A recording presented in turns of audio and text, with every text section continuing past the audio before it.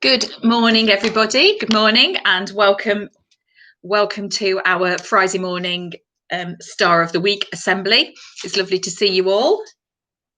And sorry, I had Mrs. Johnson was opening the door. I thought she was coming in to tell me something then, but she was just anticipating what's going to happen next. She was lurking. Yeah, she was lurking. So welcome to everybody. So if you're watching at home, hello, and if you're watching in the classrooms, hello too. And then we're going to start our assembly today with two different awards this morning to start with. And these are Forest School Awards. And Mrs. Heathcote, Mrs. Uzzell have been thinking about the children who've been working with them this week, and it's been year 3 have managed to get out into the forest after all the kerfuffle and everything of the past few weeks.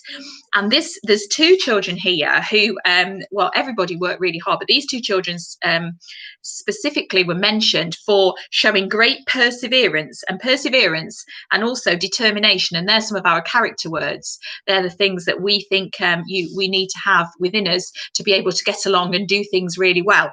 And they were persevering with something that has to be well supervised down in the forest, but it's actually lighting a fire. And when you get out there to be able to do it, you've got your flint and your steel, and you have to get that spark, and then you have a little fairy blanket that you have to light, and you can create a little fire. And it can be so difficult. Oh my goodness, you have to persevere. And I know that one of these people last week couldn't do it and sat there for about half an hour and was getting really upset, and then the following time came back and managed to do it. So it took at least half an hour for the fire to light, but eventually they did it. And the satisfaction that gave this person was just amazing, because they had actually managed to do it. So it's for Ronnie and Ella. I've got 2 certificates. So from year 3, Ronnie and Ella, you can come and get your certificates, please, because that's a fantastic thing to be able to do. Because I think I said it yesterday, it's so easy to give up. We talked about the person solving that problem, didn't we, with the goat and the wolf and the cabbage. And you think, oh, I can't think about it. Can't even begin to think about it. I'm going to give up. But actually, showing that perseverance really, really does pay off. So we're going to see if those children can come down, because unless you persevere and keep going, you're never going to do anything, are you? So very, very good skill to have. So I wonder if they'll be there in a minute. I'm just going to have a quick slurp of my drink, because do you know, in EYFS today, they've got a special pajama day, and they're having hot chocolate and biscuits. I know. They're all in their onesies and their pajamas, and they're having a great old time. So I sneaked down and managed to sneak out some hot chocolate. So I'm just going to have a quick slurp of that. It is yummy, but I didn't get to put my pajamas on this morning. So let's see if they are here. I think I can hear them coming down the corridor. Maybe, maybe not. Just wait there. They'll be there in a minute. Don't go anywhere. And then we've got all our other certificates to give out. In fact, in some classes, there's more than one. In some classes, we've got 2 children who have been doing really, really good things. So, and also, for everybody who's a teacher in school, Izzy has brought down the certificate for Star Teacher of the Week, because Izzy likes to do that. So she's just popped down to give me this. So we'll award that at the end and see who's actually going to be. Are they coming? 2 minutes behind. 2 minutes behind. It's a long way down from year 3. Here they are. Here they are. Right. Oh my goodness. Here they are. So we have got Ella. That's for you. And Ronnie, that's for you. So did it take ages to light that fire? Yeah. Did you have to keep trying and trying and trying? And did the spark keep going out? Did you manage to get a spark sometimes? I got about to. When I done it, I was really good at it. There you go, you see. Once you got it, you understood how to do it. And then I bet you could do it loads, couldn't you? And that is exactly what we're talking about, everybody. Once you've persevered and you've got it, often then you become really good at it. And so then you don't have to worry about lighting a fire anymore, do you? So well done to you two for that perseverance and determination. Really pleased. But you only light fires when you supervise, don't you? You wouldn't light a fire on your own, would you? Because that would be very bad. All right, okay. Well done, guys. Go out there. Well done. There you go. When you've done it, you're good at it. Perfect. Right. It's a bit like those clever scientists, isn't it, who are trying to make that vaccine for this nasty virus. Good job they persevered, isn't it, and didn't give up, else we'll be in a pickle forever. So that's the thing to do. Right, so our first one then, Star of the Week. This is for somebody in EYFS, and they're going to appear in their pajamas, I bet. And this is for amazing effort in everything that she does. And that's for Fern. Come on in. Oh, you've got your llama pajama on. Gorgeous. Now, Fern is a bit of a flosser, aren't you, Fern? Can you do a bit of flossing? Can you do a bit of flossing? Look at that, guys. That is tremendous flossing. Now, when you get to see all our Christmas stuff, you'll spot Fern flossing in one of our videos. So perfect. Everything amazing and everything that you do, and you are, aren't you? Because it says on your thing you're a top banana. Perfect. I'm going to give you a clap. Well done. Oh, I can hear everybody clapping. Do you want to go out there and get your picture taken? Gorgeous, absolutely gorgeous. Right, and then for year 1. Oh, right. This is for a young man for doing some great computer work with Mrs. Fletcher and writing algorithms to instruct a toy to move around a treasure map. And that's for you, Charlie. Come on in. Because I saw some of your computer work you did. That's a really good skill, isn't it? Did you have to make it go up and across? Yeah? Where did you make yours go? Can you remember? Left, forwards. Yeah, I forgot. Right, but you had to go left, and so you were going left and right, were you, as well as forwards and back? Brilliant, excellent. So that's for you for being a super duper IT wizard. So that's a good thing to be able to do, because when you get to be grown up, that might be something you might like to do as a career, and that would make you lots of pennies. That'd be good, wouldn't it? Yeah, excellent. I'm going to give you a clap. All right, sweetheart, you go and get your picture taken then. Wow. All these children are going to do these amazing things in their lives when they grow up. Fern's going to be a flosser, and Charlie's going to be a computer specialist. Right, this is for year 2 then, and this is for a young man in year 2 who's always trying his best in all his work. And I know this about this young man, and this is for Oscar. And Oscar always tries his best in everything he does. He often comes to school on his bike, and he tells me all about his bike and all about the lights on his bike and where he's been and what he's doing. So well done to you, Oscar. So you're going to come down and get your certificate, and I'm going to have another little bit of my hot chocolate because it's delicious. Come on, Oscar. This is for you, sweetheart. This says always trying your best, and you do, don't you? Yeah, yeah. I think you try your best at riding a bike. I do. Because you're good at riding a bike, aren't you? Yeah, you are. You come up the lane on it, don't you, and pedal really fast. Perfect. Right, I'm going to give you a clap. There you go. Good boy. Off you go. There he is, that Oscar.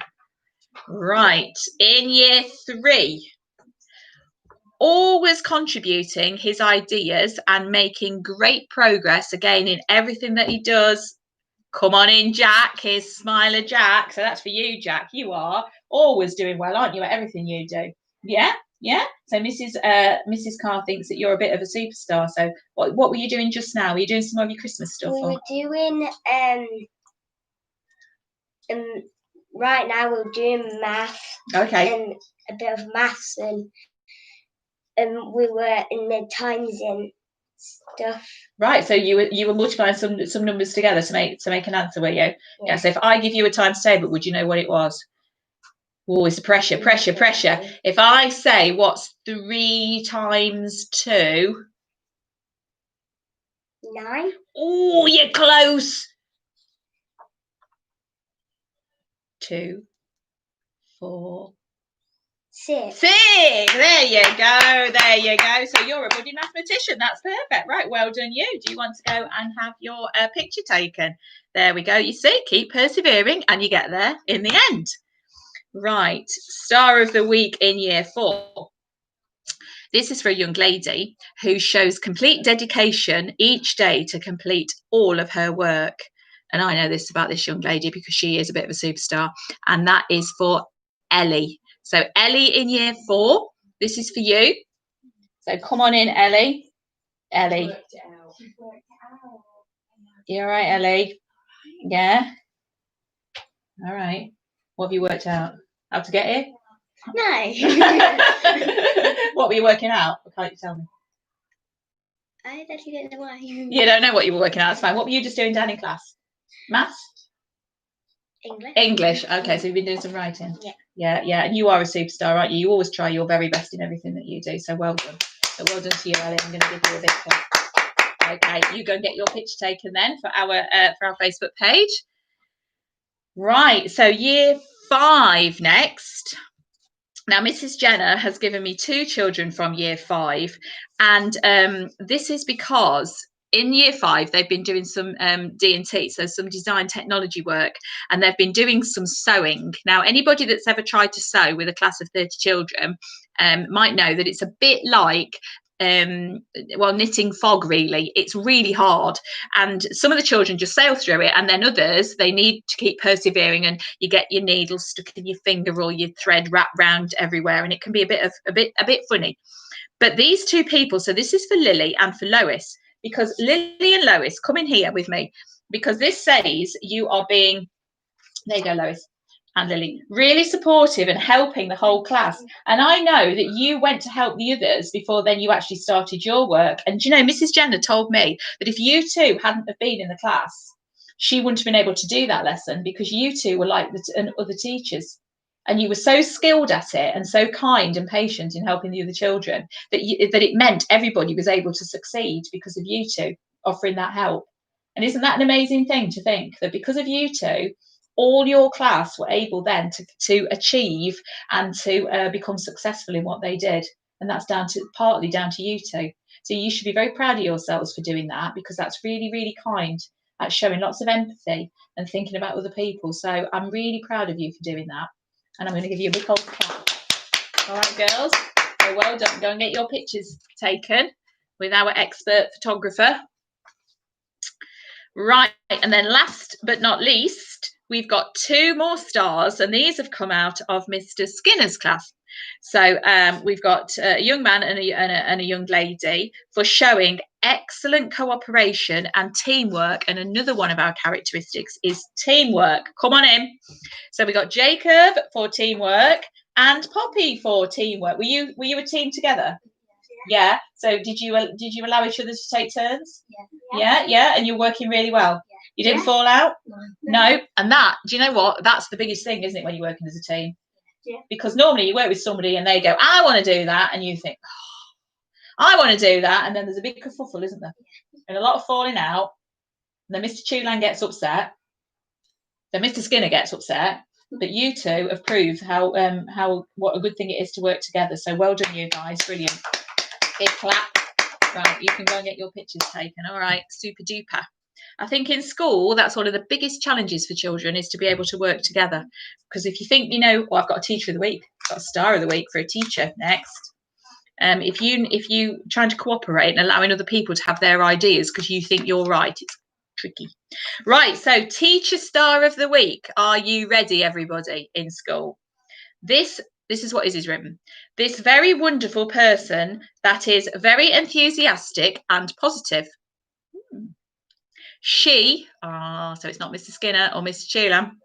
She helps children and other teachers in school. So please say well done to Mrs. Jenner. So Mrs. Jenner has now got to come down here, and she's got to receive her Star of the Week teacher certificate from Izzy. So if you feel a bit disappointed, if you're another teacher or member of staff in school and you feel a bit disappointed, don't be, because Izzy might. Are you running, Mrs. Jenner? I'm going to give you a big old clap, Mrs. Jenner. Teacher Star of the Week. I know. Has that made your Friday? I know. Put it up in your classroom. Yeah, well done, Mrs. Jenner. Get your photo taken. There we go. You see, it made Mrs. Jenner's day. Made Mrs. Jenner's all gone a bit strange in school.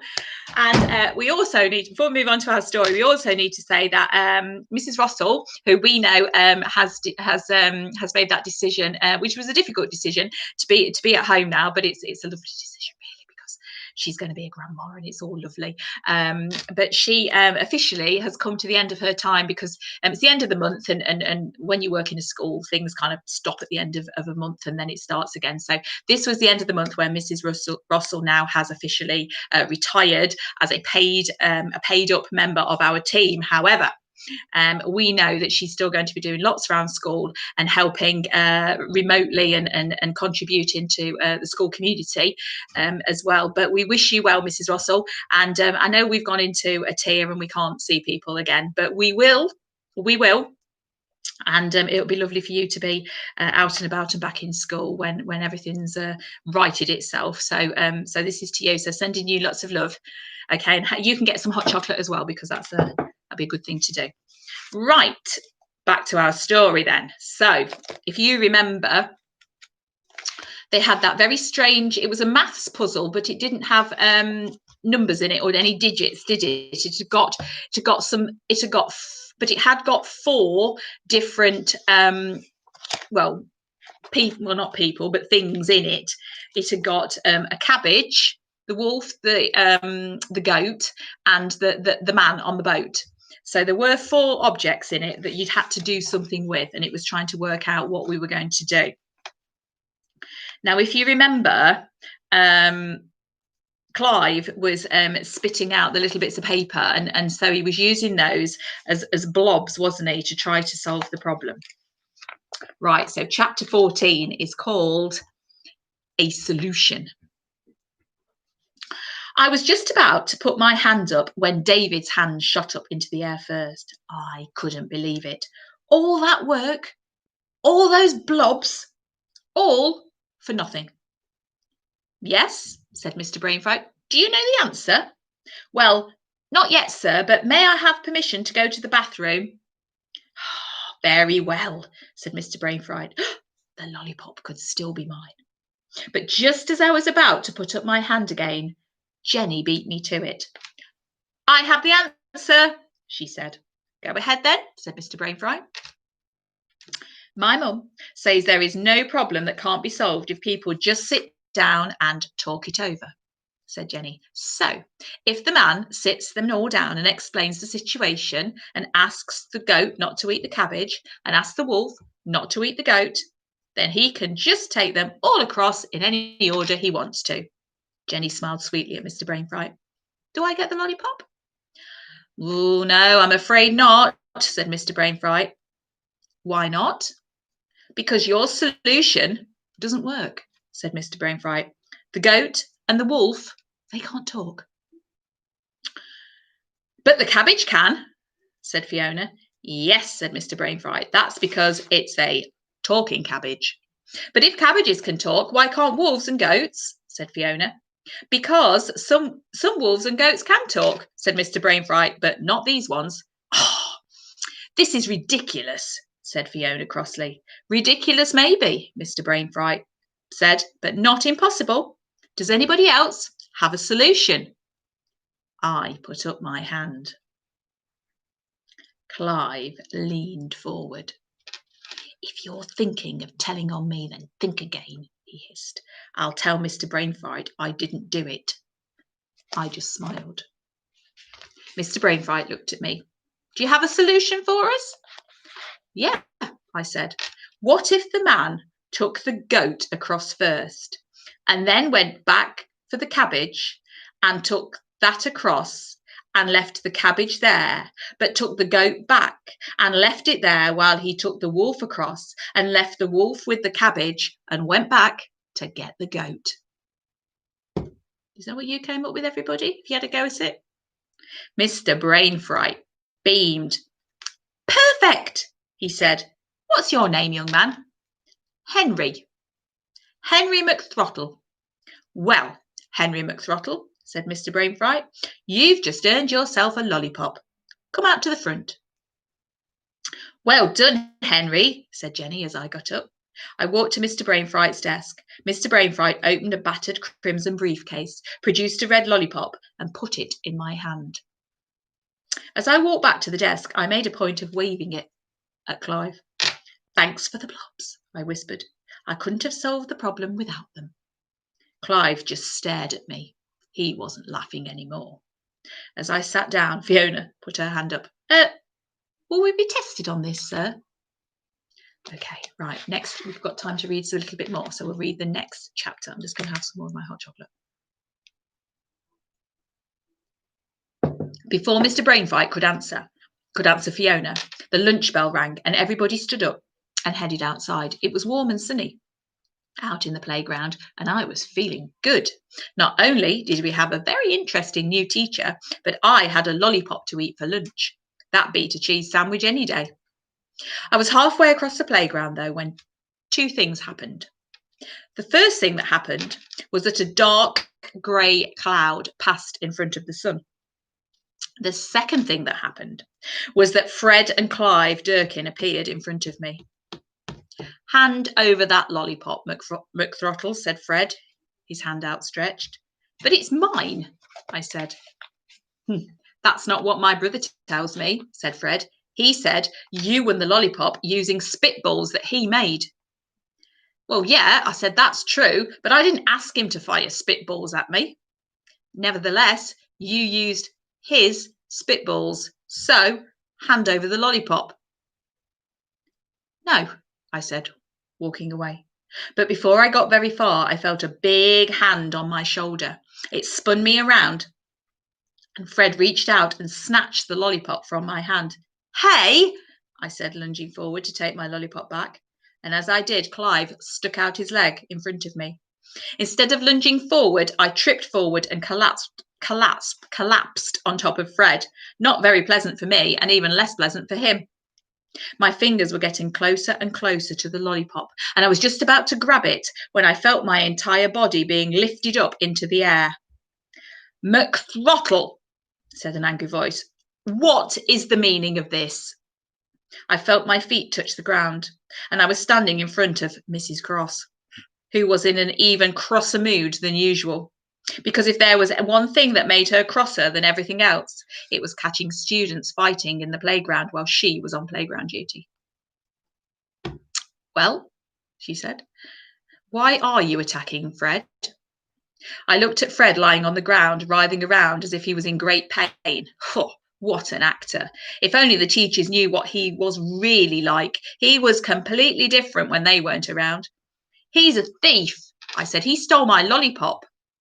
No, I never, said Fred, who had such a pained look on his face that you would have sworn he was speaking with his dying breath. It was my lollipop. He's right, said Clive. It was definitely his lollipop. Mrs. Cross shook her head. Henry, this is not the Northwest Southeast Central School way. It makes me very cross when Northwest Southeast Central School students steal each other's food and fight like animals in the playground. This is completely unacceptable.